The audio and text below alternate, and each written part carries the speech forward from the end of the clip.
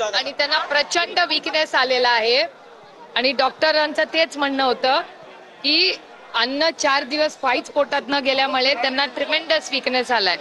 त्याच्यामुळे ते जरा त्यांना असं ड्राउझी असं फिलिंग येत आहे, म्हणजे थकल्यासारखं वाटतंय त्यांना, म्हणून त्यांना आराम करत होता. मी त्यांना म्हणत होते उठूच नका, पण सरपंचांचा आग्रह होता म्हणून 2 मिनिटं मी त्यांना म्हणले काळजी करू नका, तब्येतीची काळजी घ्या. सगळ्यांच्याच जबाबदाऱ्या आहेत, घरातले पण काळजी करत असतील ना अर्थातच. त्यामुळे आणि त्यांचं म्हणणं होतं की बीएमसी ला मी विनंती करावी. मी कालही बीएमसी कमिशनरांना कॉन्टॅक्ट केला होता. आजही त्यांची मागणी आहे की बीएमसी कमिशनरांनी थोडा या भागामध्ये स्वच्छतेचा मोठा प्रश्न येतोय, तर स्वच्छता, टॉयलेट्स. आता महाराष्ट्रातून सगळेच जे प्रेम करतात, सगळ्याच लोकांनी मिळून अन्नाचा प्रश्न आता बराचसा सुटलेला आहे. त्यामुळे आता जेवणासाठी व्यवस्थित अन्न आलेलं आहे. पण त्यांचं म्हणणं असं होतं की कॉर्पोरेशनला सांगून इथले सगळे जे टॉयलेट्स आहेत, पाणी आणि इथे 4 लाईट्सची, रात्री अंधार होतो तर 4 लाईट्सची मागणी केली आहे, ज्याला आता होकार देतात. 4 लाईट्स म्हणजे लोक अंधारात आणि पाऊसही आहे, त्यामुळे 4 लाईट्स इथे असले पाहिजेत. 4 लाईट्सची मागणी आणि स्वच्छतेची मागणी ही सगळ्यात महत्वाची आहे. त्यामुळे आणि येताना आपणही पाहिलं असेल की प्रचंड अस्वच्छता आहे.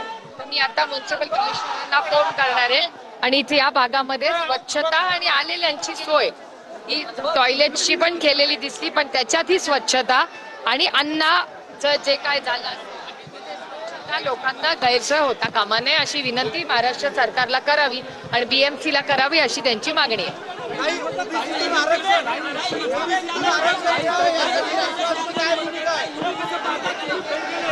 हे बघा, मी तुम्हाला खरं सांगू, आम्ही त्यांचे सगळ्यांचा निरोप हा माननीय मुख्यमंत्र्यांपर्यंत पोहोचवण्याची नैतिक जबाबदारी आमच्या सगळ्यांची आहे. माझी हात जोडून महाराष्ट्राच्या माननीय मुख्यमंत्र्यांना आणि दोन्ही उपमुख्यमंत्र्यांना विनम्रपणे माझी विनंती आहे की सगळ्या पक्षांना बोलवा, तातडीने ऑल पार्टी मीटिंग करवा आणि त्यातून पाहिजे असेल तर लगेच 1 दिवसात अधिवेशन बोलवा आणि हा निर्णय मार्ग काढा. जर सरकारला करायचं असेल तर काय अवघड नाही करणं. आणि सगळ्याच पक्षाच्या लोकांनी बघते तुम्ही तुमचं सगळ्यांचं कव्हरेज, मी आता पण माहिती घेतली आहे सगळ्यांची, सगळेच लोक येत आहेत तिथे भेटायला, कुणाचाच विरोध नाहीये.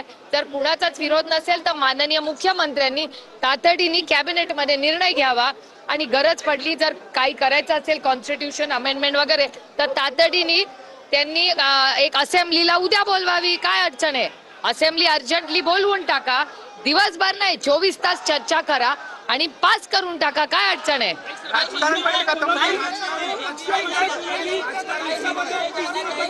माझं म्हणणं आहे निर्णय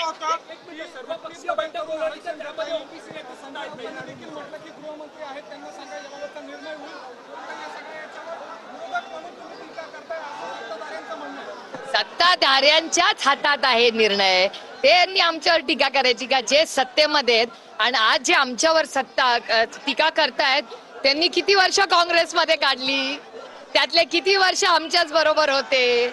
हे दुर्दैव आहे की वास्तवतेत कोणी जगत नाहीयेत आता सत्तेतले लोक. कसं काय मला एक सांगा, 2018 मध्ये का कुठल्या वर्षी देवेंद्रजीच म्हणले होते ना, त्यांचं असेंब्ली मधलंच भाषण आहे ना, बरोबर आहे ना? देवेंद्र फडणवीस जी जेव्हा विरोधी पक्ष नेते होते तेव्हा त्यांचं भाषण आहे. आज 250 खासदार आहे, आमदार आहेत, 250 आमदार. काय लागतं? एक चुटकी में काम जर करायचं असेल तर का नाही करू शकत? त्यांनी तातडीने सर्व पक्षीय मीटिंग बोलवावी, असेंब्ली बोलवावी. एवढा मोठा मॅन्डेट महाराष्ट्राच्या मायबाप जनतेने त्यांना दिलेला आहे, त्याचा वापर कॉन्ट्रॅक्ट किंवा मोठे रस्ते करायच्या ऐवजी समाजाच्याच साठी करा अशी माझी विनम्र विनंती. एक पहिलं मराठी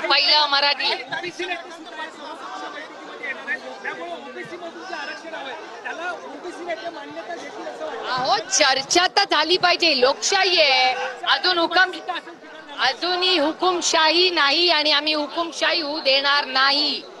आमचं म्हणणं आहे चर्चेला आम्ही सगळेच तयार आहे, तर माननीय माझी विनम्र विनंती आहे महाराष्ट्राच्या माननीय मुख्यमंत्र्यांना की सगळ्यांना बोलवा आणि मार्ग काढा. एवढा मोठा मॅन्डेट महाराष्ट्राच्या मायबाप जनतेने 250 आहेत ना आमदार. किती आहेत त्यांचे आमदार? 250 आमदार आहेत त्यांच्याकडे. काय अडचण आहे?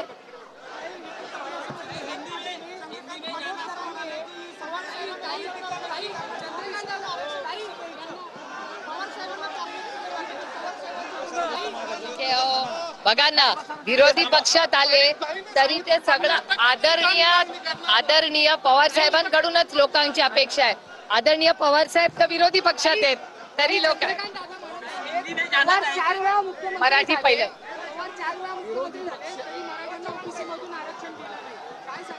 आता तुम्ही सत्तेत आहात ना, 11 वर्ष आहात ना, गल्ली टू दिल्ली सगळीकडे तुमचीच सत्ता आहे.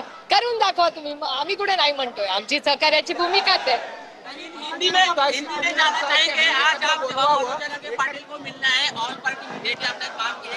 मेरी पहले दिन से मांग है कि ये लोकतंत्र में चर्चा होनी चाहिए. इतना बड़ा मैंडेट इस सरकार को मिला है. मेरी बड़ी विनम्रता से मेरी महाराष्ट्र के माननीय मुख्यमंत्री और दोनों उप मुख्यमंत्री से विनती है कि आप चर्चा करवाइए, अर्जेंटली निर्णय लीजिए. और अगर सबका साथ है तो इन्हीं का लाइन है ना, सबका साथ सबका विकास. तो सबका विकास करिए. देवेंद्र फडणवीस को ज्यादा टारगेट करते हुए दिख रहे थे, बल्कि एकनाथ शिंदे ने उनको वादा किया था कि आप. देखिए, मेरे ख्याल से आज जो महाराष्ट्र के मुख्यमंत्री है, मेरे फिर उनसे विनती है, बड़ी विनम्रता से उनको विनती कर रही हूँ कि आप सबको बुलाइए. और देखिए, इतना बड़ा मैंडेट उनको मिला, असेंबली बुलाइए और ले लीजिए निर्णय. किसने रोका है? तिसरा दिवस आहे. 3 दिवसामध्ये सुद्धा इतर राज्य सरकारचे शिष्टमंडळाने शिंदे समितीला पाठवलं. त्यामुळे राज्य सरकारचाही अवमान झाला, शिंदे समितीचाही अवमान झाला, मुख्यमंत्र्यांचाही अवमान झाला. नाही, हे दुर्दैव आहे की महाराष्ट्राच्या सरकारने कुणाला तरी जबाबदार व्यक्तीला पाठवायचं होतं. कारण का ही लोकशाही आहे. लोकशाहीमध्ये चर्चा झालीच पाहिजे आणि आंदोलनकर्त्यांचं ऐकून तर घेतलं पाहिजे. नाही, दडपशाही नाही, लोकशाही आहे. लोकशाहीच्या मार्गाने तुम्ही शांततेच्या मार्गाने कोणी आंदोलन करत असेल तर ते आपल्या संविधानात तो अधिकार बाबासाहेबांनी दिलाच आहे आपल्या सगळ्यांना.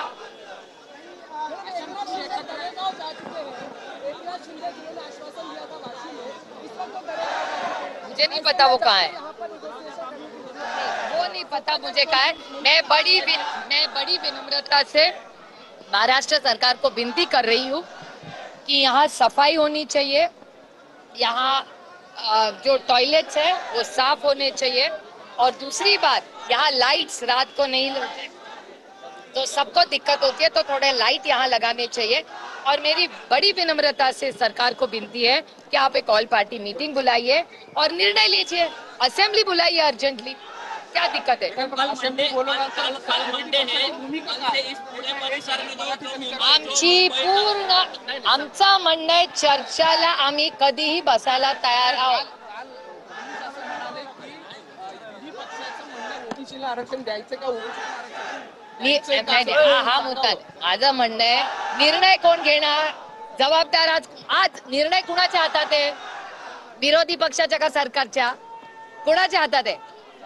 सरकारच्या. सरकारने याची उत्तर दिली. आमच्या अंगावर टाकून उपयोग काय?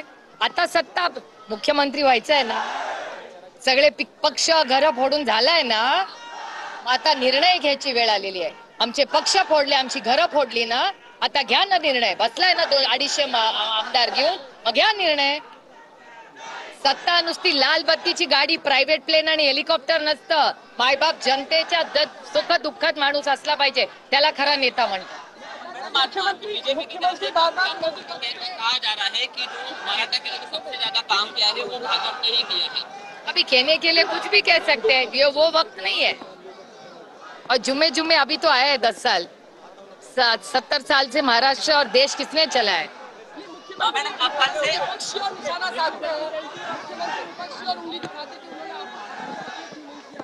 अरे बट अभी तो है ना, 11 साल से वही तो है ना.